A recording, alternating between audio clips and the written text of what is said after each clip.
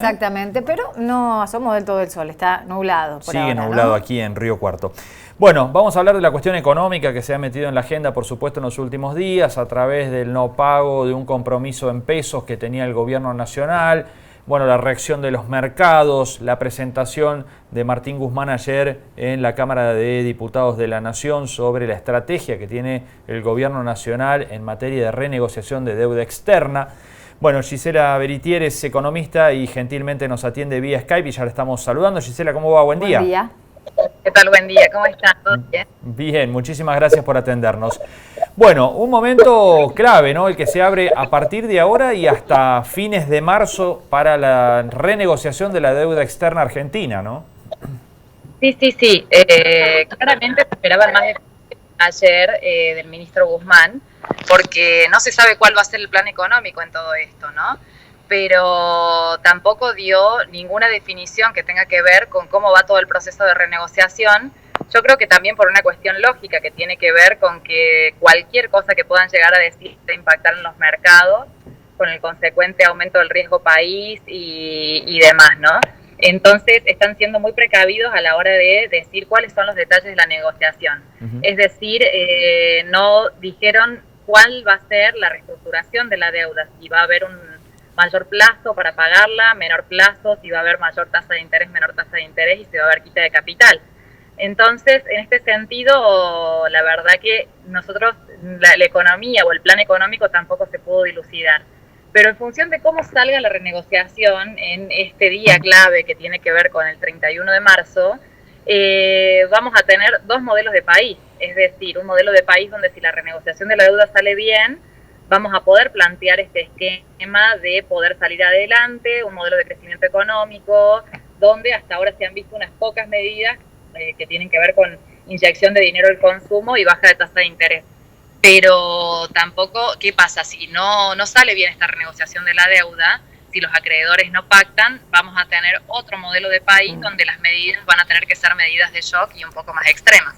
Gisela, ayer Guzmán habló de una corresponsabilidad del Fondo Monetario Internacional en la deuda y de la posibilidad de pedir una quita. ¿Cómo se explica técnicamente eso?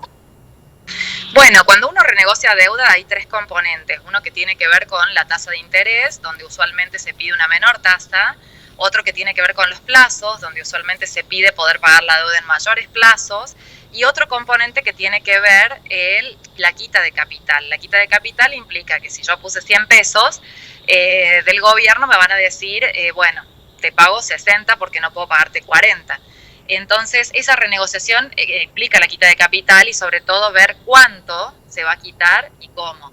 El tema es que los acreedores ya incluyen dentro de su portafolio, dentro de sus expectativas, una quita de capital. Se aproxima más o menos entre un 20 y un 40%, en los cuales ya están dispuestos porque la ganancia que han obtenido en todo este tiempo, producto de las altas tasas de interés que han obtenido por esta rentabilidad, más que compensa la pérdida que pudieran llegar a tener por este 40%. Y con este margen es con el que se están manejando y con este margen es con el que se estima que están negociando también, ¿no?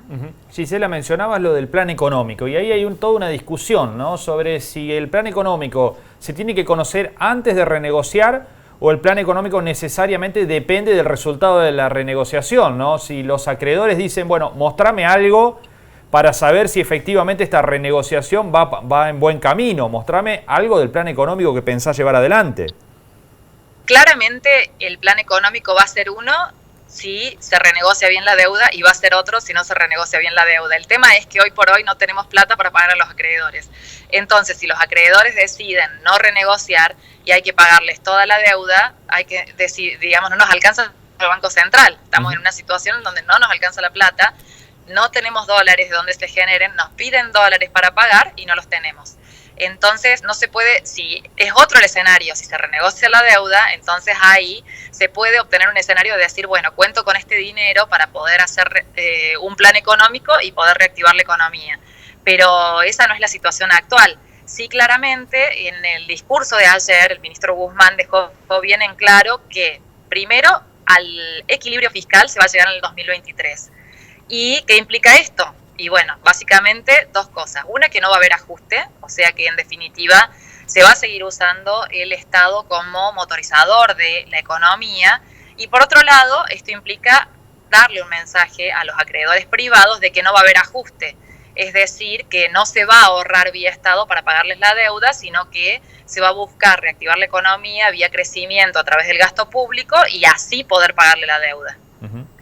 Había expectativas en la exposición de Guzmán en diputados, si bien vos decías que no se dijo mucho sobre cómo se va a reestructurar la deuda, pero había incluso expectativas en hablarle a los mercados para lo que finalmente terminó ocurriendo, que fue que terminó subiendo el riesgo país igual, que no mermó el impacto porque no se anunció mucho al respecto, la oposición que mostró su disconformidad con la forma de renegociar la deuda, una deuda contraída en el gobierno anterior. ¿Cómo se explica esto, Gisela? Bueno, la gran realidad es que la fecha para poder decir cómo va a ser toda la renegociación es el 31 de marzo. Sí, claramente había expectativa acerca de que pudiera darse más información, pero imagínate si dieran información de todo lo que están renegociando a cada minuto y todos los días. Esto sería una locura, digamos, ¿no? Es decir, las expectativas, la economía se mueve por expectativas. Entonces, en ese sentido, y el mercado están expectantes si hay una coma más, una coma menos, y así reaccionan. Vos fíjate que del reperfilamiento hubo una huida, digamos, a este bono en pesos y se fueron a otro bono, pero también hubo un mensaje de decir, no es solamente la deuda en dólares la que vamos a reperfilar, sino también la deuda en pesos. Entonces, si esta vorágine, digamos, se comunicara a diario, estaríamos viviendo un mercado de locura con el impacto que tienen las expectativas en la inflación, no te diría en el dólar porque estamos con el cepo ahora, porque si no también impactaría en corridas cambiarias también. ¿Cómo influyó, Gisela, lo de Provincia de Buenos Aires y la estrategia de Kicillof que al final terminó pagando?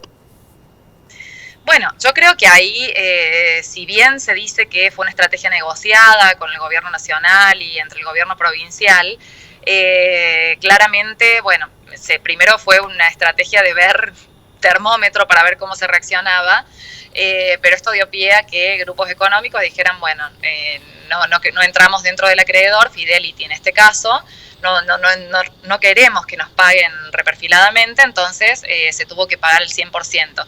Creo que misma estrategia el bono AF20 a nivel nacional, en el cual Templeton y BlackRock se negaron a participar. Y esto llevó a que el gobierno reperfilara compulsivamente y además diera un mensaje de que los grandes grupos económicos no iban a marcar el rumbo de la macroeconomía. Pero claramente lo que pasó en Provincia de Buenos Aires, si se hubiera entrado en default, hubiera sido claramente una tragedia para el resto de la negociación de la economía nacional. O sea que hubo dos estrategias distintas. Y por un lado, vos fíjate cómo jugó el Estado y por otro lado, cómo jugaron los grupos económicos. O sea, cuando no les salió la estrategia o la jugada a Axel Kicillof, avanzaron los grupos económicos que tienen los grandes fondos, ¿no? Y en este sentido, bueno, el Estado reaccionó ante el mismo modus operandi que le hicieron a Axel Kicillof. Pero si Axel Kicillof hubiera marcado el default, eso hubiera sido catastrófico, ¿no? Para el resto de la negociación. Bien. Y Gisela, como licenciada en Economía, ¿qué te parece a vos? ¿Cuáles van a ser las estrategias a seguir? Es imposible adivinar, pero ¿qué te parece que van a ser las propuestas para la reestructuración de la deuda? ¿En qué puede radicar las decisiones fundamentales, vertebrales?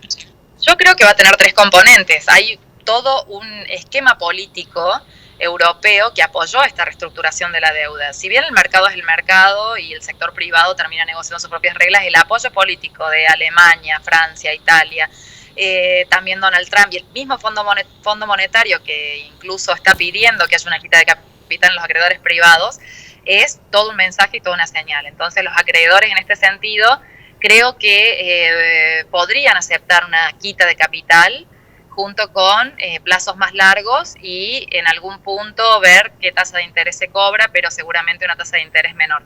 Ahora, yo creo que la quita va a ser aproximadamente de un 20%, no más que eso. No va a ser una quita al estilo de Néstor Kirchner, que fue del 70%, pero a partir de esta quita y además alargamiento de plazos, no nos olvidemos que en los próximos 4 años nos vencen 200.000 millones de dólares. Como para que ustedes se den una idea, no llegaríamos ni a 6 meses de las reservas del Banco Central. Entonces esta situación de cuello de botella hace que claramente se tengan que reperfilar sí o sí los pagos con los acreedores privados y bueno, y ver qué pasa con el Fondo Monetario Internacional. El fondo apoya la idea de que haya quita de los tenedores privados. Ahora al fondo hay que pagarle todo, ¿no? Claro. Hasta ahora el fondo hay que pagarle todo y el fondo usualmente con otros países cuando se sienta a negociar un alargamiento de los plazos, lo que se hace también es pedir junto con ese alargamiento de los plazos reestructuraciones de la economía, como por ejemplo reforma laboral, reforma impositiva, reforma previsional, y hay que ver si este gobierno va a estar dispuesto a acceder a lo que han accedido el resto de los países que pidieron un mayor alargamiento de plazos, ¿no? ¿Qué pasa el 31 o el 1 de abril si no hay un arreglo de la deuda en la Argentina? Bueno, ahí vamos a tener un país muy complicado, ¿no? No tenemos la plata ni el dinero para poder pagar la deuda, lo cual ahí tenemos un escenario en el cual si no entramos en default, quiebra la economía. Entonces, el análisis va a ser default o quiebre de la economía o tratar de pagar deuda con una gran inyección monetaria, con todos los riesgos que implica y el efecto desestabilizante que tendría una gran emisión. Entonces, si nosotros no llegamos a acordar y no se logra acordar con los grupos acreedores, vamos a estar realmente con una situación del país muy, muy, muy compleja. Pensaba recién en la palabra que se puso de moda en la gestión anterior, en reperfilar, ¿no? La descripción técnica es reestructurar, adaptar, ayornar, ¿no? Exactamente. Se puso de moda y ya se instaló, pero justamente el reperfilar implica, de algún modo, cambiar las condiciones iniciales de cómo se había tomado la deuda, claro, ¿no? Y en el libro o en el manual, reperfilar, el gobierno anterior, en este o lo que sea, es un cambio de las condiciones, lo cual implica un default encubierto. Claro. Bien. Bueno, María Gisela Britier, licenciada en Economía, despejando algunas dudas. Sí, claro. Algunas, otras quedan ahí pendientes, veremos cuándo. Está complicado. Está complicado el escenario, ¿no? Sí, tal cual. Bueno, sí, Gisela, la verdad. Gisela, te agradecemos mucho estos minutos, como siempre, muy amable. No, yo les agradezco, un beso grande. Gracias, hasta la próxima. Chao, chao. Bueno, ahí estaba Gisela Britier, la economista, bueno, planteando el difícil tránsito de esta etapa de renegociación de deuda que tiene la República Argentina, con los tenedores privados por un lado, con los organismos como el Fondo Monetario Internacional por el otro, la fecha fatal del 31 de marzo. Allí vamos a saber si esto cae en cara o cae en cruz, y de acuerdo a lo que salga, bueno, tendremos un país u otro, dijo Gisela recién, ¿no? Lo cierto es que hay compromisos asumidos y hay que honrar las obligaciones y cumplir de ahí toda la terminología de la que estamos pendientes, el reperfilamiento o el default encubierto que decía Gisela, ¿no? Que quedó expreso en el reperfilamiento y en las decisiones económicas del gobierno anterior, que hay que resolver ahora, antes del 31 de marzo, y que más allá de las manifestaciones y de las posiciones políticas encontradas a favor o en contra de las decisiones del gobierno, hay que tomar decisiones y hay que cumplir con lo pactado, medianamente, con quita, más o menos, prorrogando plazos, pero son compromisos asumidos. Ayer repasaba la agenda de Martín Guzmán, realmente no es envidiable estar en ese lugar, ¿no? No, para nada. Fondo Monetario Internacional con visita. Hoy se conoce el proceso inflacionario, la ida a la Cámara de Diputados, la renegociación con los tenedores privados. Bueno, tiene un cúmulo de desafíos por delante Guzmán que realmente asombran y asustan a la vez, ¿no? Claro, con la venia o no, en este caso, del propio Alberto Fernández, que es un entendido en economía también y que tiene su lapicera y su pluma pendiente para firmar o no la propuesta de Guzmán. Me parece que es un diseño en conjunto y que la responsabilidad, por supuesto, es compartida, ¿no? Los números asustan, más de 200.000 millones de dólares de deuda tenemos que afrontar en 4 años. Ese es el otro tema, no solo el monto, sino el plazo, ¿sí? En 4 años es muy poco tiempo y en las reservas del Banco Central no hay ni un cuarto de esa cifra, ni un cuarto. O sea que aún con todas las reservas estaríamos muy lejos de cubrir esos compromisos. No hay otra que reestructurar y renegociar más plazo y a lo mejor hasta quitas también en esa deuda.